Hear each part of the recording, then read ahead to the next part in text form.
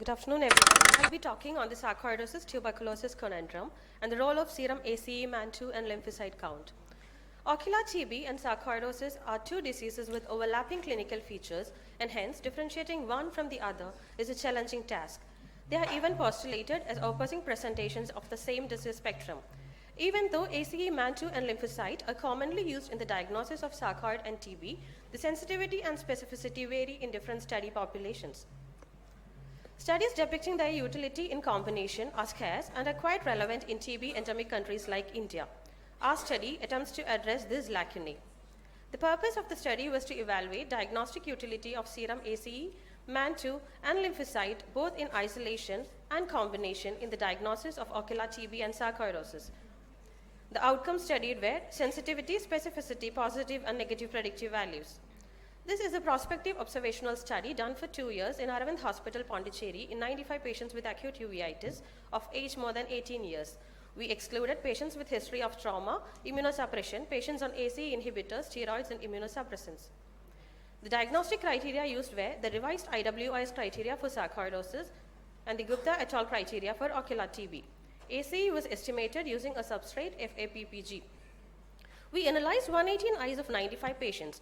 Ocular TB was seen in 12% of the study population, and 20% of the study population had presumed sarcoidosis.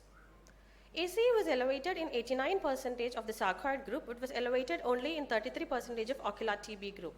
The mean value was 76 in sarcoid and was statistically significant when compared to TB. MAN2 was positive in 58% of the ocular TB group and only in 15% of the sarcoid group. The mean value was 12.67, which was also statistically significant. Lymphopenia was seen only in the ocular sarcoid group, and this was seen in 10%, and none of the other groups had samples with lymphopenia. Elevated ACE had a very good sensitivity and negative predictive value in detecting ocular sarcoidosis. Also, negative MAN2 had a good sensitivity and negative predictive value, but their specificity and positive predictive value was less.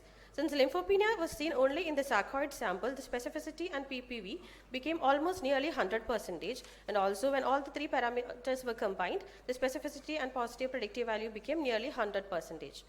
Both elevated and non-elevated ACE had a good negative predictive value in detecting TB, and there was an overlap, and positive MAN2 had a very good negative predictive value in detecting TB.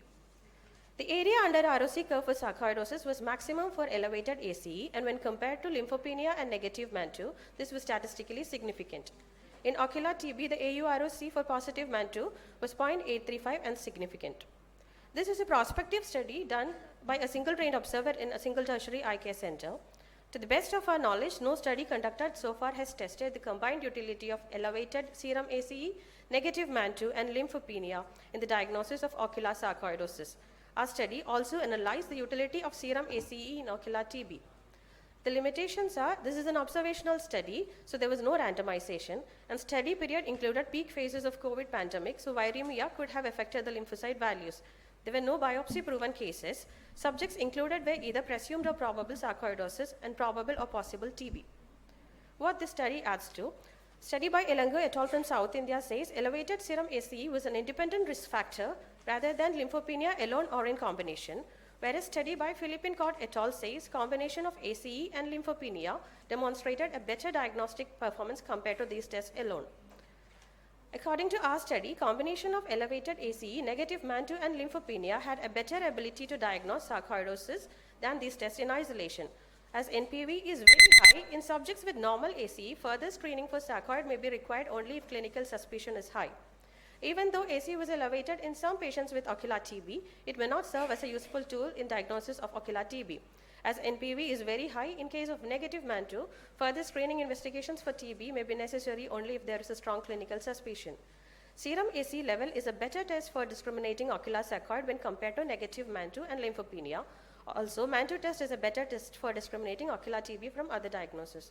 These are my references. Thank you. Your comments, sir. Your comments.